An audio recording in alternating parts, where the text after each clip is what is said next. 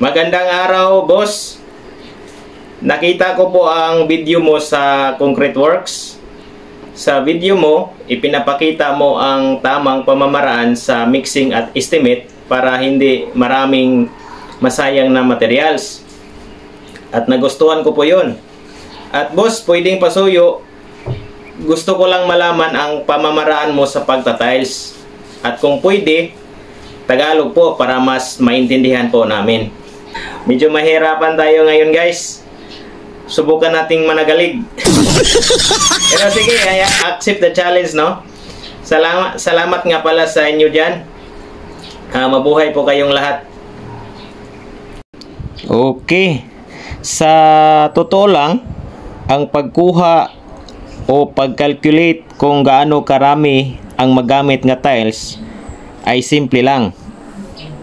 For example, yung previous video natin na living area na ang sukat ay 4 by 5 meters or 20 square meter na area. So ito po yung area na paglalagyan natin ng tiles. At halimbawa, ang tiles na bibilhin natin ay 60 by 60 cm or 0.6 by 0.6 meter at ang area niya is 0.36 square meter na tiles.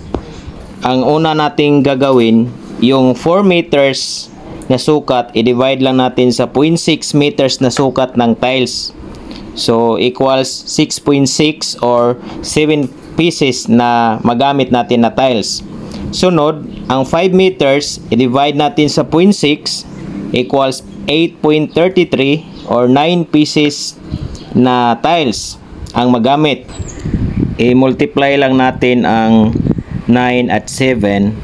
So may 63 pieces na tiles kang magagamit. Okay. Ito po ang pinaka-safe na pamamaraan so far in my practice. Kasi ingat po tayo sa area method, guys, no?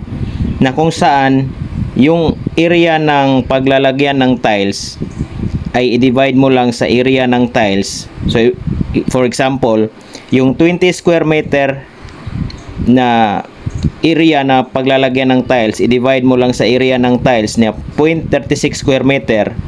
So equals 55.55 or 56 pieces na tiles na bibilhin mo. Kung napapansin nyo, nagkulang ng 7 pieces na tiles dahil yan sa mga sirohon natin. Ang tips ko na lang sa inyo, pag walang design ang tiles, pwede kayong gumamit ng area method. Kasi ang sirohon niya ay pwedeng magamit sa ibang area. Pero pag mayroong design ang tiles, huwag kayong gagamit ng area method.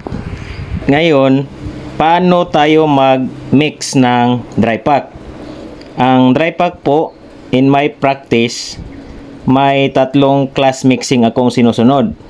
May class A, class B, at class C. Ang madalas ko pong ginagamit ay class A. So sa 20 square meter na area na paglagyan ng tiles, ilan kayang cement, screen sand, at tile adhesive na magagamit? Unahin natin ang screen sand. Una, kunin natin ang total volume ng screen sand sa thickness setting na 25 mm or 0.025 meters. So, pag ang 20 square meter times 0.025 meters thickness ng setting equals 0.5 cubic meter of screen sand. At ang simento natin sa class A na mixing, in 1 bag of cement equals 2 bags of sand or 2 times 0.027 cubic equals 0.054 cubic.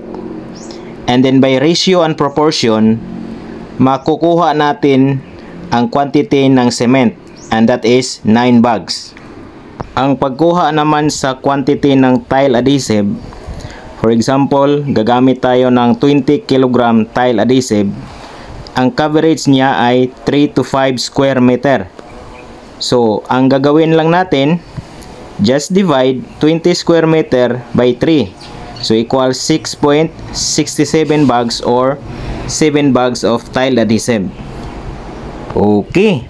So ang summary sa 20 square meter or 4 by 5 meters na living area, ang magagamit nating mga materyales sa tiling, number 1, yung tiles na 60 by 60 equals 63 pieces. Number 2, yung cement equals 9 bags. And 3, sand equals 0.5 cubic. And then lastly, the tile adhesive equals 7 bags.